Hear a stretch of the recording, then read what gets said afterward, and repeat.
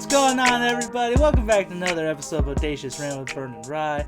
Hope everybody's been enjoying their summer so far, watching the World Cup, depending on who your team is, which majority of us, our teams are gone, unsadly. And hope y'all are going to be avoiding the heat. And what better way to avoid the summer heat here and there, aside from drinking nice refreshments, going to the beach and swimming, than the movies. Which, seriously, it can be really nice, especially during a heat wave, like back in college in the Valley. The movie theater was like our free AC, but wasn't very free, so it's entertaining though.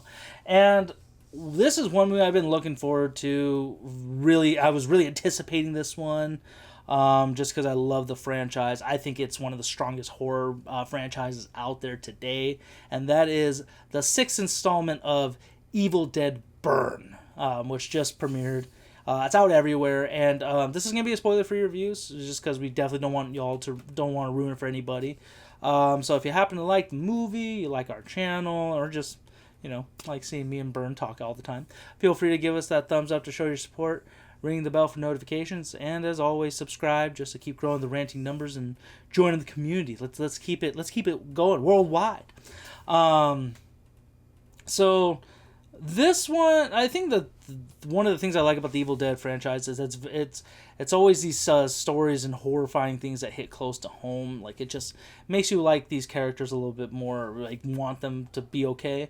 And this one is about this main character. I forgot the actor's name off the top of my head, but she's been in some incredible films, namely Doom Part 2 and Climax from about 6 years ago or so. It's been a while, but essentially, as a family is grieving for a husband / and also their son, the Book of the Dead makes its infamous return and turns a family reunion that should be welcoming and coming together into just a horrifying just nightmare. So I've been looking forward to this one for a while. Like, I just want to see what updates is like, and then the newest one, Evil Dead Wrath, doesn't come out for another 2 years. So this was like oh my god, we're gonna get some more Evil Dead again since 2023 Evil Dead Rise, which was amazing. But this one, as much as I was looking forward to it, it was great. Don't get me wrong, some gnarly stuff, the makeup, the acting, like when people get possessed by and become deadites, I believe, or yeah, am I saying that right? They're deadites. Okay, I get those confused with that and like the Hellraiser's Xenobites and stuff like that. So my bad, but I just felt like this one was missing something.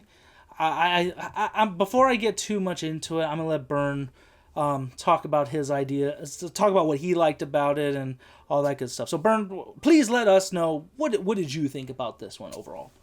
I mean, coming into it, I was really excited for it. Much like you, I think the Evil Dead franchise is one of, if not, my favorite and the best horror franchises, especially as of late, where a lot of kings of the franchise are kind of having installments that are a little bit middling or bad, let's say. But this one, this one was kind of like a very quick turnaround in terms of like, the announcement when we got that, like, the announcement of the movie to the teaser, and then now, got to see the movie, like, within the span of just only a few months, which is really cool. So coming into it, I was very excited because, I love this franchise, and I was very much looking forward to seeing, what another filmmaker would do with this, with this brand. This is kind of like what they've been doing since 2013's, Fede Alvarez installment, where a different filmmaker who is relatively unknown gets to put their stamp and get to like basically have their Hollywood coming out party in this like horror franchise, which has been fun. With, like I said, Fede Alvarez in Evil Dead 2013, Lee Cronin, who just did The Mummy, who did Evil Dead Rise, and now Sebastian Vanishek, who I haven't heard of, and I'll be interested to see what he does after this, because there were a lot of elements of this movie that really worked for me, and I think a lot of them that you would want from this franchise in particular. The brutality that we see in this movie. It's very much in line with everything we've gotten in the franchise up to this point. This movie holds no punches. it really, from the get-go, that starts off with, you're watching an Evil Dead movie. So I'm glad that they got that element right. And I think they also got some of the of the dark humor, right? Although I will say there isn't as much in it in this time around as there was in Rise. This one I feel very much falls more in line with Fede Alvarez's 2013 installment, where the comedy isn't as upfront, but they're it's a little bit more subtle. It's not like silly. It's a little bit more. It's hard to like really say, but it's a little bit more dry in its humor, not as wacky and zany as like Evil Dead Rise or Evil Dead 2 or or very much Evil Army of Darkness. Definitely not like that, and which makes sense because the subject matter of this movie is a little bit more mature. We're dealing with a lot of the intergenerational trauma, a lot of like messed up family dynamics, and some abuse here and there. So it's like it's a very like sensitive topics. Much like 2013's sort of touching on addiction and stuff like that. So it's a little bit more serious this time around. So you don't get that sort of sense of wacky zany fun that I would say I really like from this franchise. I like the weird Sam Raimi-isms that we got from the first couple of installments, and I did really like them leaning into it in Evil Dead Rise, in particular with the Deadites. I feel like this time around that sort of like making it a little bit more serious, sort of undercut a little bit more of the demented fun that the Deadites seem to have in this franchise, and that kind of like left me wanting a little bit more from it. And what also kind of left me wanting a little bit more was, I would say, the characters. Not to say that any of the actors here were bad at all, but I feel like the script is kind of just very bare bones and sort of that the way you're introduced to these characters, you kind of know them, from the beginning to the end, that's just kind of what they are. They're a little bit one note in that sense, which is a little bit disappointing because I feel like the last few movies have made these characters a little bit more interesting and made it to where, like, despite the crazy scenario that they find themselves in, you sort of root for them as characters because you genuinely like these people and you want them to survive. And this time around, it doesn't really do that, which was a little bit unfortunate for me. But what you do get is really cool action set pieces. Again, really cool gore and horror, and a lot of really good sound design and camera work, which is all those technical elements that really need to make an Evil Dead movie work. And I think this movie has that. It's just the emotional core for me just wasn't quite there. For me, that was the element that was missing. Yeah, I think that's pretty much what it was. The more I thought about that, because I feel like in every movie, there's always like, I think Rise had the best combination of like likable characters, even if they're side characters. Some with their dialogue or how they're presented, you like them. You're like, okay, I don't want anything bad to happen to these people. It had a good combination of like the comedy and like the really not devious, but I guess like it's just very like sinister comedy with the Evil Dead franchise. So I think Evil Dead Rise, the last one, was the best combination of everything. This one definitely leaned more into like the gore and the disgust. That there's some scenes in it that were very sensitive, like made people very sensitive to certain stuff, especially one involving an animal, which I'm not going to get into. But needless to say, that was probably my least favorite thing to see in a movie like this.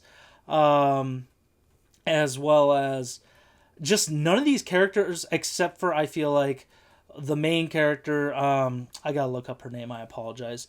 It's the main character, Alice, played by Sohelia Yakub.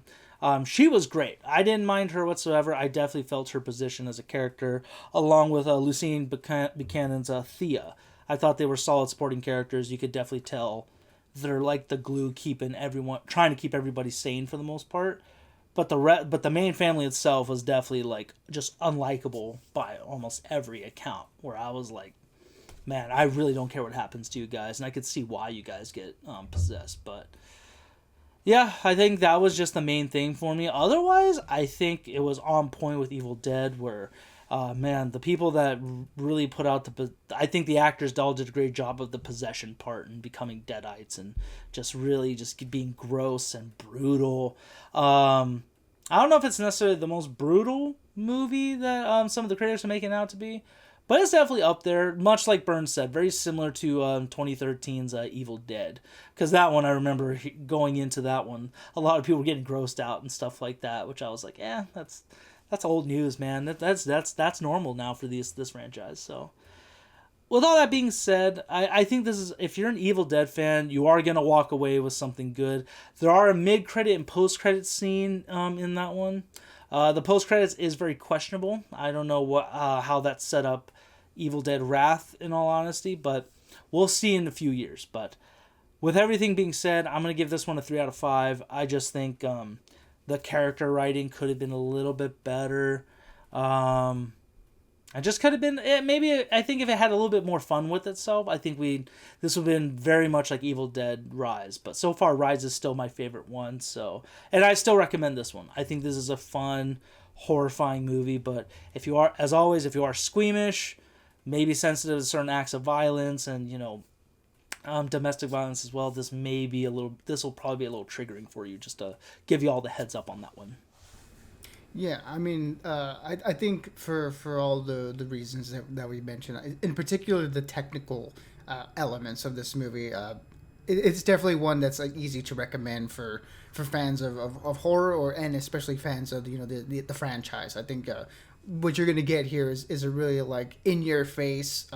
Balls to the wall, like action, that horror, like messed up gore-filled movie. I think this has all those elements in it, and I think for the most part they're all pretty practical. I mean, the camera work here is really cool. Again, the sound design is really cool, and a lot of the shots here are like.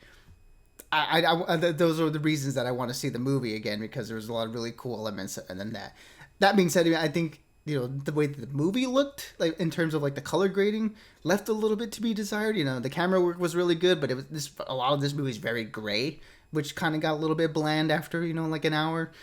So I wish that element got a little bit more of a punch up, but what are you gonna do? I think that again, it's despite a really good performance by Suhaila Yacob.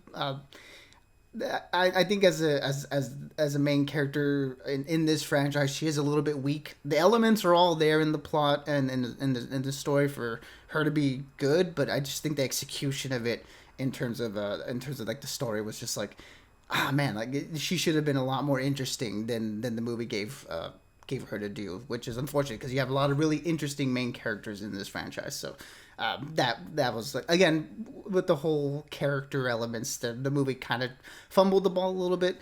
But I think again, for all those technical elements, this is one that you're gonna want to go check out for sure. So for me, this one is going to be a 3 out of 5 as well. I think this didn't move the needle in any sort of direction for me in terms of where I would like think of this franchise. It just didn't ruin the franchise, and this didn't make it any better. I think this is just a solid entry, and I'm still very much looking forward to Evil Dead Wrath. So interested to see what they do with that. But this one was just, although it's my least favorite of the franchise, it's still very good. So yeah, hats off to everybody involved. This was a fun time, despite me wanting a little bit more. Yeah, I think this one I definitely want to rewatch it again just to get like a really final like opinion on it. Not to say that this opinion isn't final or anything, but maybe it could change my mind upon rewatch whether I like this one a little bit more, so I can take the time to notice those things. But I do agree with you. This did not ruin the franchise for me in any way, and it's like, and it kind of expanded on some of the Deadites in a way and what they can do, but not like so mind-blowing, like, oh my god, we're digging more into the lore. I just think it was just a good movie, very good, still a solid entry in this franchise, and I'm still very much looking forward to Evil Dead Wrath. So 3 out of 5 for both me and Byrne. We highly recommend it, especially if you're a horror fan or Evil Dead fan. So for those of you who happen to watch this movie, let us know what you thought. Did you love it, hate it, was it mid, whatever? No spoilers, of course. And as always, we got the Odyssey coming up, so stick around for that review in the coming days. And stay bodacious and keep on ranting for us. Absolutely, everybody. Be good, be safe, and as always, we'll catch y'all on the next one.